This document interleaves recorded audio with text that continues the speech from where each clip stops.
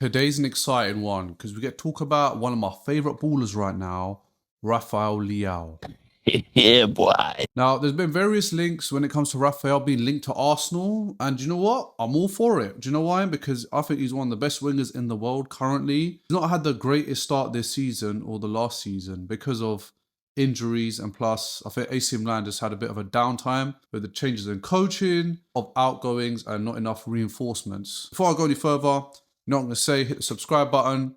I'll post out a lot of content throughout the week, and I'll like your support. But thank you anyway. With Rafael Leão, there are pros and cons, just like any other player that you get. Every player you buy is a risk. With a player like Rafael Leão, we do know it'll be a hefty fee. With AC Milan, they've not had the greatest, I'll say 3-4 years since winning the Scudetto. And I think for that reason, Rafael probably doesn't see the AC Milan project as ambitious as Arsenal or any other European giant team. Now, the good thing is about Arsenal is, I think the way we've been playing and with Arteta, we can recruit very high world-class players. And we've seen throughout the last few transfer windows, we are able to recruit more players, better quality, or if not as equal as what we currently have. Now, let me take you back to a time when we were getting rejected by Emi Buendia, the Aston Villa player, and Dominic Szoboszlai before he joined Leipzig.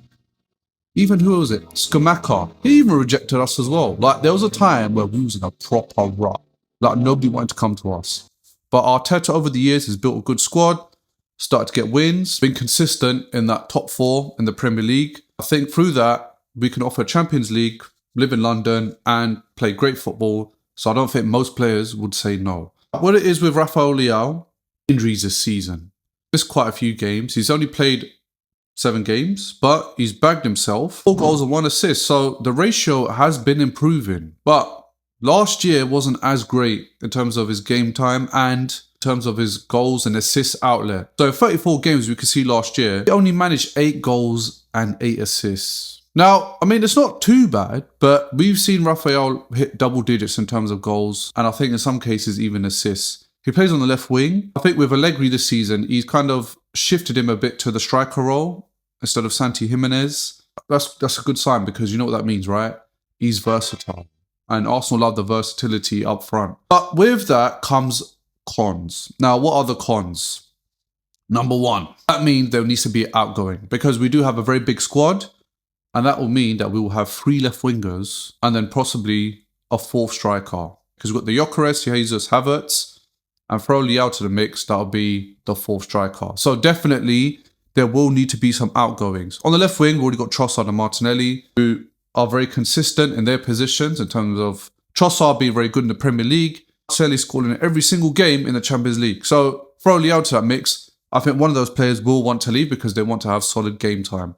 The question is, who will leave? Now, there's been talks that AC Milan would like to do a swap deal plus money their way with Martinelli for Leao. And I don't think, me personally, I want Martinelli to leave. Because again, I talk about Martinelli being a younger player than Trossard. I feel like off the ball, he offers a lot more. I think with Martinelli, he is just having a bit of a bad time, last season. And since Gyökeres has come into the mix, I feel like Martinelli's kind of unlocking himself back to his usual ways we saw last few seasons ago. With Arsenal, I don't think fee will be a problem either. The second problem I was going to bring up was Rafael's defensive work. Now, defensively, what I've seen and what I've read, he's not the best, when it comes to dropping back. But maybe that's just the way AC Milan's system is. I think if Leao was to come into Arsenal, I think Arteta and I think Leao would know what they expect of each other. So we know that Arteta loves players that work off the ball more than even on the ball. That whenever Arsenal lose possession, everybody's back defending. Even Gyökeres. Havertz might not be as effective as Gyökeres in terms of pressing, but off the ball, Arsenal have definitely shifted that dynamic in the last few seasons since Arteta's arrived. I feel like with Leao, Arteta can definitely shape him, still has time on his side. I don't think Leao has reached his peak yet, but I think just the defensive work is something that I might be a bit concerned about, but I wouldn't put me off the transfer. Leao's a great baller. We've seen some of his amazing goals in Champions League, Serie A. Another thing is that with Serie A, it's always been known for their defensive play. They're a very defensive league. And because they're so defensive, I feel like getting 30 goals in the Italian league is a great achievement. And when Ronaldo was playing for Juve, I always said that he was finishing top scorer with 30 goals is a massive achievement, because Italians are known for their defending, and Italian teams set up to defend. That's how they've been playing for the longest time since I can remember. And it's something that they're well known for. Yeah, we've seen all the greats like Cannavaro, Nesta, Maldini.